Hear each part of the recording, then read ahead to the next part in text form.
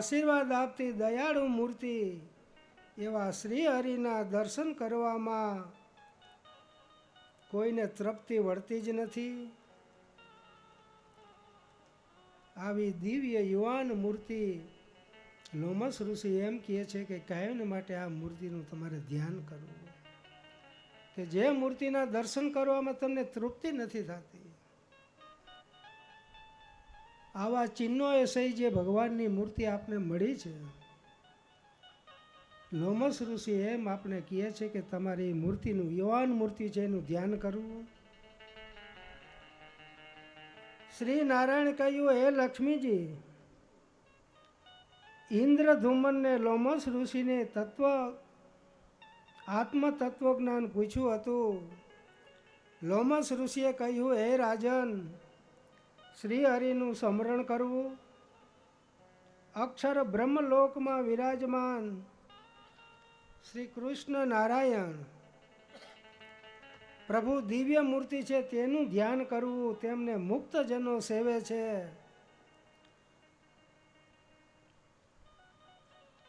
લોમસ ઋષિની અંદર જે કોઈ ઋષિ મુનિઓ ભક્તો મુક્તો જતા ને, લોમસ ઋષિ બધાને આ જ જ્ઞાન આપતા કે જો તમારે પરમ મોક્ષની પ્રાપ્તિ કરવી હોય, આંતરિક કલ્યાણ કરવું હોય, તો કુંકા વાવની અંદર જે પ્રાગટ્ય ગ્રહણ કરેલા અનાદિ શ્રી કૃષ્ણ નારાયણની મૂર્તિનું ધ્યાન કરો, એનું ભજન કરો. ભગવાનના જે અવતારો કપિલ મુનિની મહારાજે કથા લખી છે.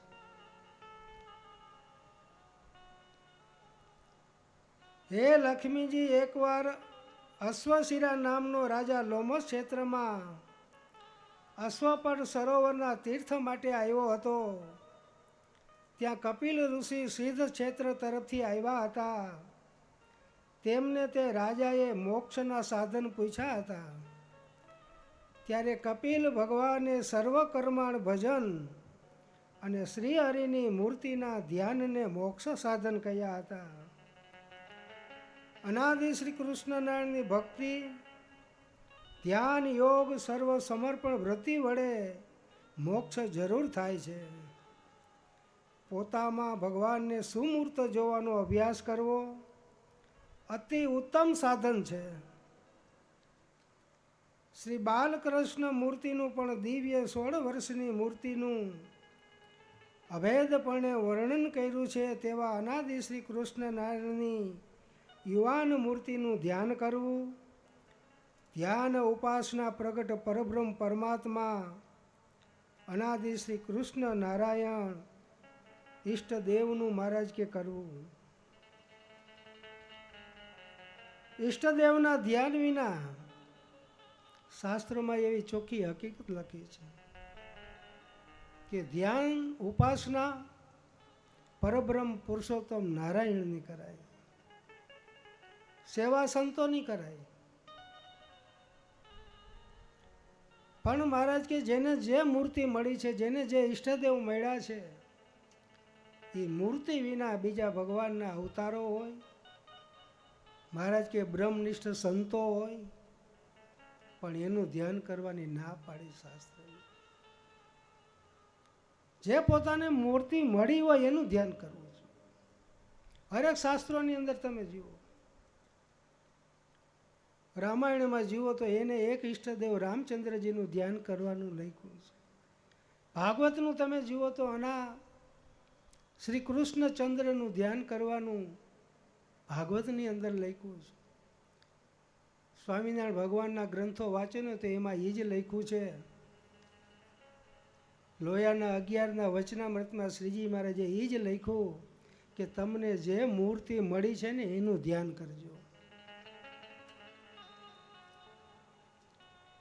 મહારાજ કે ધ્યાન કેનું કરવાનું? તમે કરજો પ્રગટના ધ્યાન રે, જેવા ભૂમિએ છે ભગવાન રે. પ્રગટ પ્રભુના પૂજનો થાય રે, ધ્યાન પ્રગટ હરિનું કરાય રે. જે તમને પ્રગટ ભગવાન મળ્યા છે, અરે તમને મુખો મુખ વાતું કરી છે, ભેગા જમાડ્યા છે, રમાડ્યા છે, હરેક પ્રકારની પોતાની મૂર્તિની સેવાઓ આપી છે. મહારાજ કે એથી વિશેષ દુનિયામાં તમે કેનું ધ્યાન કરવાના છો? એટલે મહારાજ લખે છે. અને ભગવાનનું ધ્યાન કરવાનું કારણ શાસ્ત્રમાં એક હકીકત ચોકી. મહારાજ કે સ્થૂળ સૂક્ષ્મ ને કારણ એ ત્રણેય જે આ શરીરની જે વાસનાઓ છે, સ્થૂળ વાસના છે મહારાજ કે કોઈ તીર્થ દાન પુણ્ય કરો ને તો કદાચ ટળે.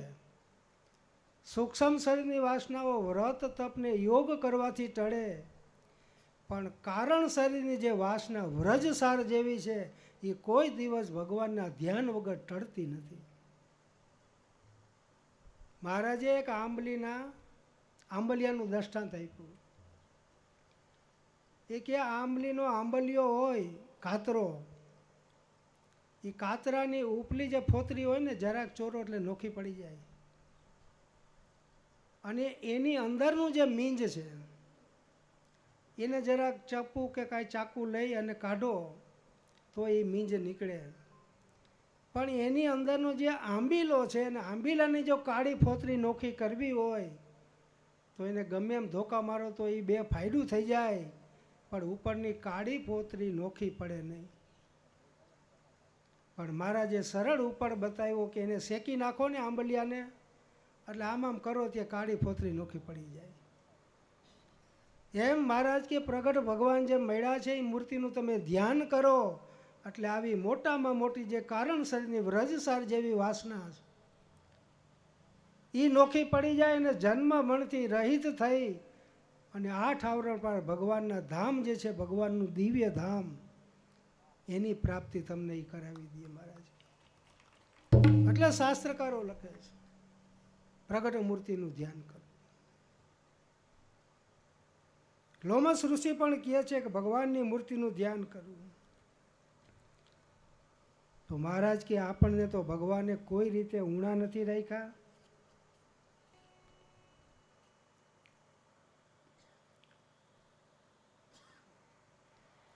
ભગવાનના ધ્યાન વગર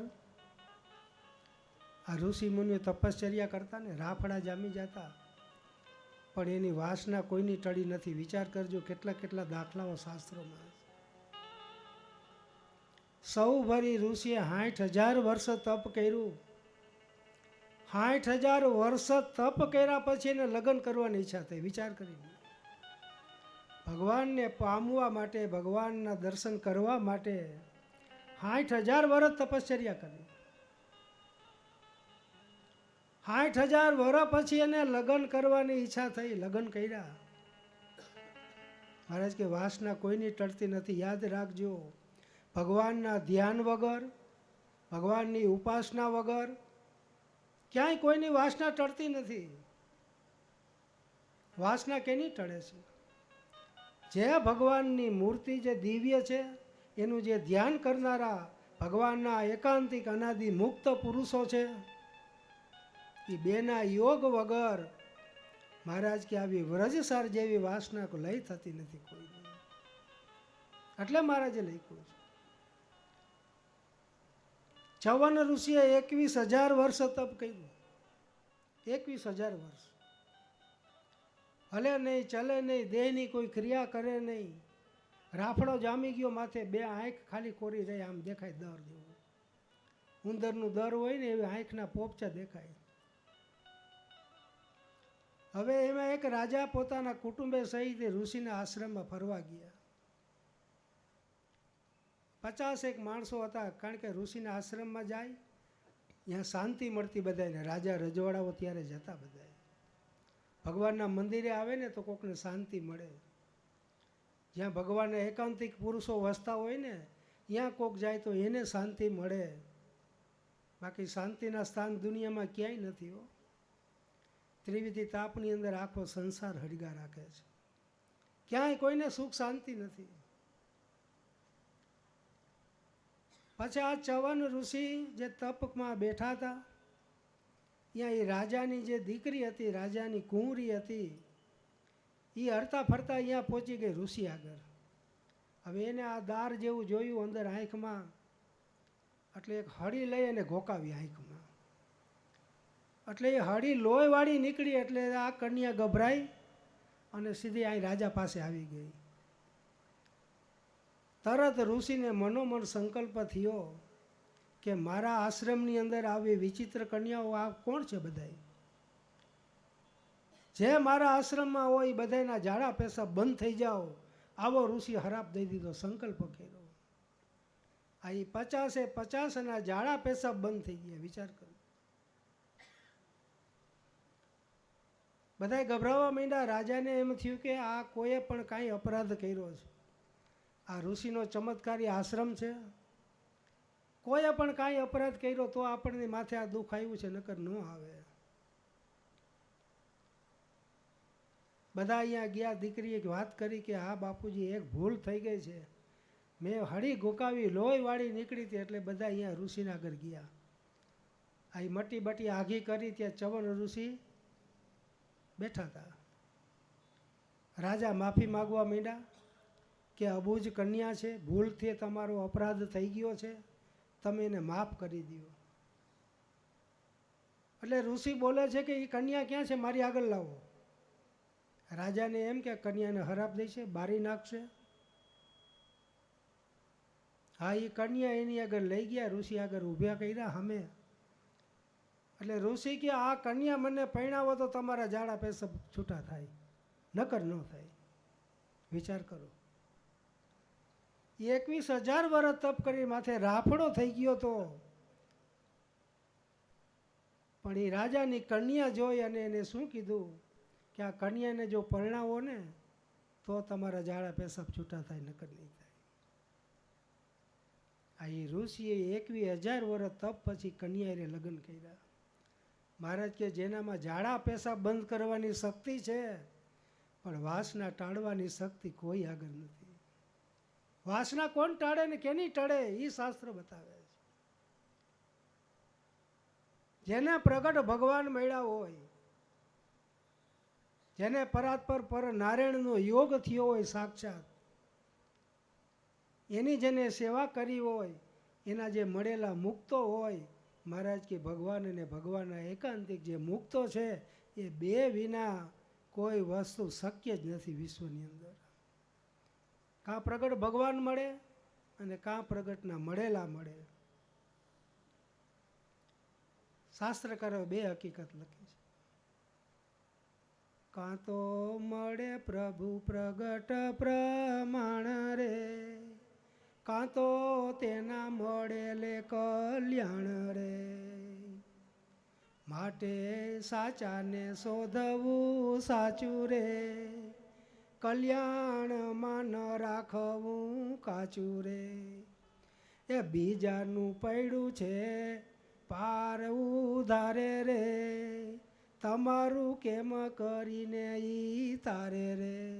હવે ઓલાનું વાણ કાંઠે પડ્યું છે, ઉધારે પડ્યું છે, એ તમારા કેમ કરીને વાણ તારશે. એટલા માટે મહારાજ કહે છે જે પ્રગટ ભગવાન અને પ્રગટના સંતો જરૂર આ પૃથ્વી પર આવે છે, રીએ છે અને અનંતના કલ્યાણ કરીને વયા જાય છે, પણ દુનિયાને ખબર નથી પડતી. ભગત એ ભગવાનનું કોઈને ઓળખાણ નથી થતું. ઓળખાણ કરનારા, દ્રઢ ઉપાસના કરનારા કેટલા. મહારાજે અખિલ ભૂમંડળની અંદર એક ફકરો લખ્યો છે, બહુ સરસ લખ્યો છે કે વેદ, શાસ્ત્ર, પુરાણ, 4 વેદ, 6 શાસ્ત્ર અને 18 પુરાણ, એ શાસ્ત્રનો જે જાણનારો એકાદ નીકળે, અને એવા શાસ્ત્રના જાણનારા હજારો હોય, એમાંથી સિદ્ધ પુરુષ એકાદ નીકળે. અને એવા હજારો સિદ્ધ પુરુષ તમે ભેગા કરો ત્યારે ભગવાનમાં હેતાળ ભક્ત એક નીકળે. અને એવા લાખો ભક્ત ભેગા કરો. બહુ મહારાજે બહુ વિચાર, મહારાજે લખ્યું છે પણ વિચારવા જેવી વાત છે ભગત.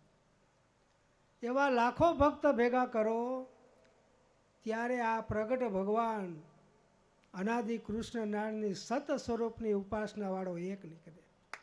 વિચાર કરો. અનાદિ શ્રી કૃષ્ણ નારાયણની ઉપાસનાવાળો ત્યારે એક નીકળે.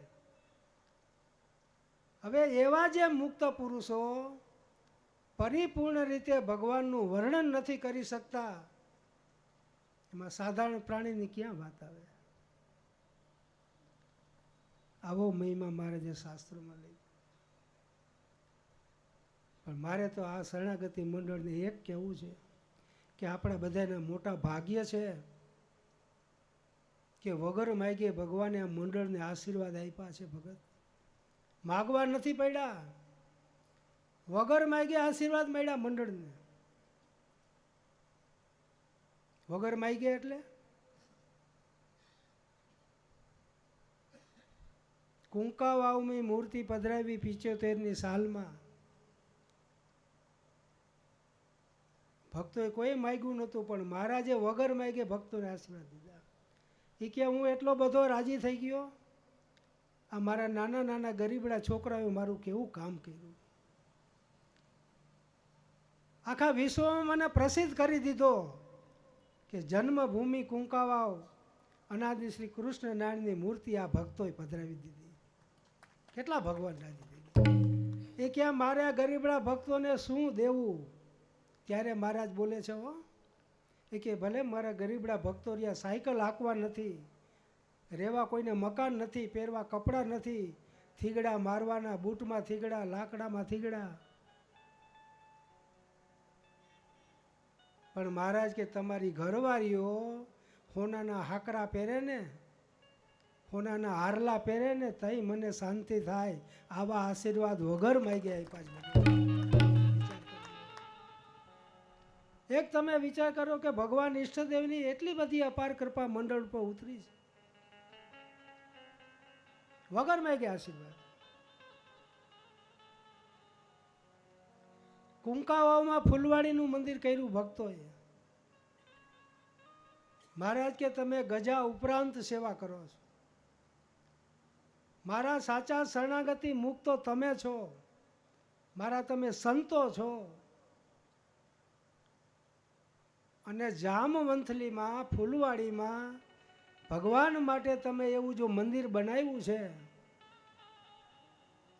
તો ભગવાન તમને એના ધામની અંદર, ભગવાનના ધામની અંદર એવા બંગલાઓ, એવા મંદિરો રહેવા આપશે. વિચાર કરો, આવા મોટા આશીર્વાદ વગર માગે આપી દીધા. ફૂલવાડીનું મંદિર કર્યું તે વખતે. બાલ મુકંદ ભવનનું વાસ્તુ લીધું ને, ત્યારે પણ મહારાજ એટલા બધા રાજી થયા. શું કામ રાજી થયા હતા? જે મહારાજે આપણને દીક્ષા આપી છે, એક ભગવું પહેરવાની આજ્ઞા કરી છે, અને એ જ્યારે બધા ભક્તો કુંકાવાવ પહોંચ્યા, ચારે કોરથી બસો આવીને, ત્યારે બાયું ભાઈઓ તમામ ભગવું વસ્ત્ર, ભગવી ચૂંદડી, આખા મંદિરની અંદર ભગવું સિવાય બીજું કાંઈ તમને દેખાય નહીં. મહારાજ કે હું બારે આવ્યો ને, ત્યાં ભગવાનનો જય જયકાર આ ભક્ત બધા બાયો ભાઈઓ કરે. પણ મેં એવું જોયું કે એક લક્ષ્મીને નારાયણ, લક્ષ્મીને નારાયણ. ત્યારે મહારાજે બાલ મુકુંદ ભુવનના વાસતા વખતે જ્યારે ઊભા થયા, અને ઊભા થઈને મહારાજ આશીર્વાદ કેવા આપે છે. મહારાજ કે હું મારી દિલની લગડીઓના આશીર્વાદ તમને આપું છું.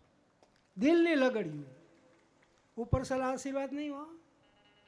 કોઈ તમને એમ કહી દે કે જા તને આશીર્વાદ આપું, ગુજરાતનું રાજ આપું, એમ કાંઈ રાજ કોઈને મળે? કોઈને ન મળે. કોરા આશીર્વાદથી કાંઈ ન થાય. મહારાજ કે આ તો ધોધ વહેતો હોય, ઐશ્વર્ય ચમત્કાર ભરેલી મૂર્તિ હોય, અને એ આશીર્વાદ આપે ને, એ બધાય ના પડે. તમારી બેંકમાં બેલેન્સ ન હોય અને તમે કોકને કોરો ચેક લખી દો, તો શું એને બેંકમાંથી પૈસા મળે?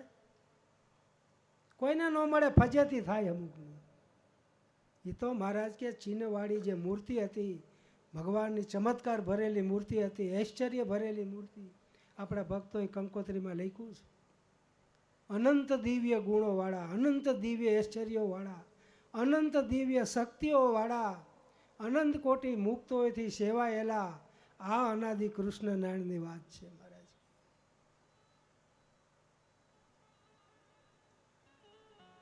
મહારાજ કે શ્રી હરિ શરણાગતિ મંડળને ભલે પ્રથમથી મહારાજની સેવા કરતા આવે છે. શરૂઆતમાં ભક્તો અગર કાંઈ નહોતું ત્યારે 5, 10, 25 રૂપિયાની સેવા માંડ કરતા. જુનાગઢ જાય ને મહારાજ એકાદો ખડીયો મગાવે, કાં પોતાના શાસ્ત્ર લખવા હોય તો એના તા મગાવે, કાંક વળી કહીએ એકાદો હાબુ લેતો આવજે, વધારે મહારાજે જોતો હોય. પણ માંડ ભક્તો ખીચામાં હાથ નાખે ને ત્યારે મહારાજ કે 25, 50, 100 રૂપિયાની માંડ સેવા કરી આપે. એ વખતે આવી પરિસ્થિતિ હતી તોય ભગવાન એટલા રાજી હતા. ભગવાન મહારાજે જુનાગઢના મંદિરમાં લેખ નાખ્યો, બધા ભક્તોને કીધું આય તમે 4 મળો, 5 મળો, 5000ની સેવા કરો, બધાના નામ લેખમાં નાખી દેવા છે. ત્યારે ભક્તોએ 5-5 હજારની સેવા કરી તોય મહારાજ રાજી એટલા હતા. ફૂલવાડીના મંદિરમાં લાખો રૂપિયાની સેવા કરી, એ જ ભગવાનનો રાજીપો એમને મંડળ ઉપર હાલ્યો આવ્યો છે. અને કુંકાવાવ બ્રહ્મ પેલેસની અંદર ભક્તોએ કરોડોની સેવામાં પહોંચ્યા છે, તોય પણ એ જ ને જ રાજીપો. મહારાજ કે જ્યાં જ્યાં શ્રી હરિ શરણાગતિ મંડળ વસે છે, મહારાજ કે આ સુરતને આંગણે, તાપી નદીને કિનારે ભગવાન અને ભગવાનના જે સંતો અહીં વિચરણ કરી ગયા અને એવા શુભ સંકલ્પ જે કરતા ગયા, એ મહારાજ કે સત્ય સંકલ્પ વડે આ તાપીને કાંઠે મંદિર તૈયાર થયું છે. તો આપણે એટલું કહી કે મંદિર જે કરનારા છે, મંદિરની અંદર જે તન મન ધનથી સેવા કરનારા છે, અઢળક દાન આપનારા છે, એને હલાવનારા છે, એની ઉપર પણ અનાદિ શ્રી કૃષ્ણ નાણે એટલો ને એટલો રાજીપો વરસાવે છે. એટલે આપણે વારે વારે કહેવું પડે કે ભગવાનની મૂર્તિનું ધ્યાન કરવું. પણ ધ્યાન કરવામાં મહારાજે એક ઉપદેશ આપણને આપ્યો છે. કેવો ઉપદેશ આપ્યો છે? પેલા મહારાજે આપણે શું કીધું? તમે મારા સંત છો, ધ્યાન કરો, પણ શુદ્ધ અને ચોખ્ખા થઈને ધ્યાન કરો. કેવા? શુદ્ધ અને ચોખ્ખા. મળમૂત્ર ભૈરા પૂજા ન કરાય. આપણે સવારમાં ઉઠી નાહી ધોઈને પૂજા કરી છે? મળમૂત્ર ભૈરા કરી? ન કરી. તો મહારાજ કે તમારા આત્માને 3 દેહથી નોખો સમજી, તમારું જે રૂપ છે એ બ્રહ્મરૂપ સમજી, તમારા આત્માને બ્રહ્મરૂપ માનીને આ પરબ્રહ્મનું ધ્યાન કરવાનું મહારાજ કહે. મહારાજે પિયુષમાં કડી લખી ભગત, હું છું બ્રહ્મ ને બધું છે બ્રહ્મ રે, બ્રહ્મ રૂપે ભજો પર બ્રહ્મ રે. હું બ્રહ્મ છું. ભગવાનને મળેલું આ મુક્ત મંડળ બધું બ્રહ્મ છે. એ બ્રહ્મ રૂપ થઈ અને જે પરબ્રહ્મ અનાદિ કૃષ્ણને આપણે મળ્યા છે, મહારાજ કે એનું ભજન કરવાનું મહારાજ કહે છે.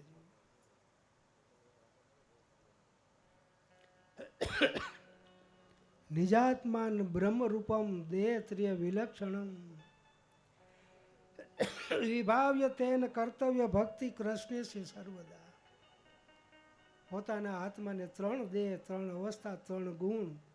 મહારાજ કે 51 ભૂતનું ટોળું આમાં રહે છે આપણા ભેગું. એ બધાથી આપણે નોખું થવાનું છે, ચોખ્ખું થવાનું છે.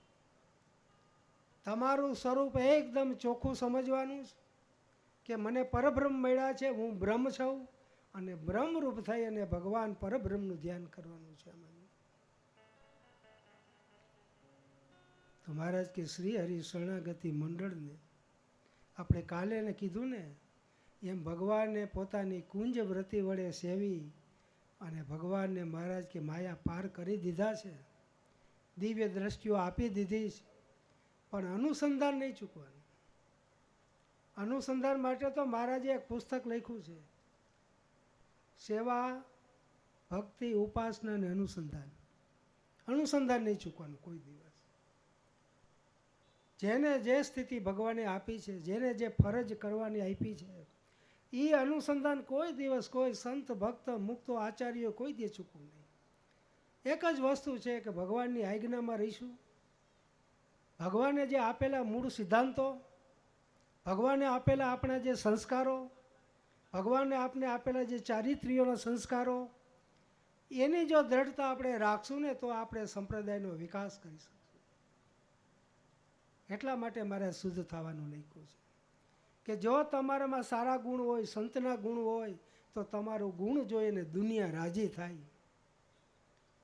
આ ભક્તો દુબઈ ગયા હતા ને ત્યારે મારે પત્રમાં લખ્યું કે તમે કેવા બ્રાહ્મણના જેવા ધર્મ પાડો છો. દુબઈમાં રહી બ્રાહ્મણના જેવા ધર્મ પાડો છો. તમારા ધર્મને જોઈ અને પ્રજાને ગુણ આવે ને તો એનું કલ્યાણ થાય. મહારાજ કે તમારું કલ્યાણ તો થઈ ગયું છે, પણ બીજાના કલ્યાણને માટે ભગવાને બાંધેલી જે મર્યાદા છે, મર્યાદા પ્રમાણે આપણે બધાને વર્તવાનું છે. પણ એ બધું મહારાજ કે કારણ છે આ કથા વાર્તા. કથા વાર્તા વિના કોઈ દિવસ કોઈમાં રૂડા ગુણ આવતા નથી. મહારાજ કથા વાર્તા વિના ભગવાનના સ્વરૂપનું સત જ્ઞાન આવતું નથી. કથા વાર્તા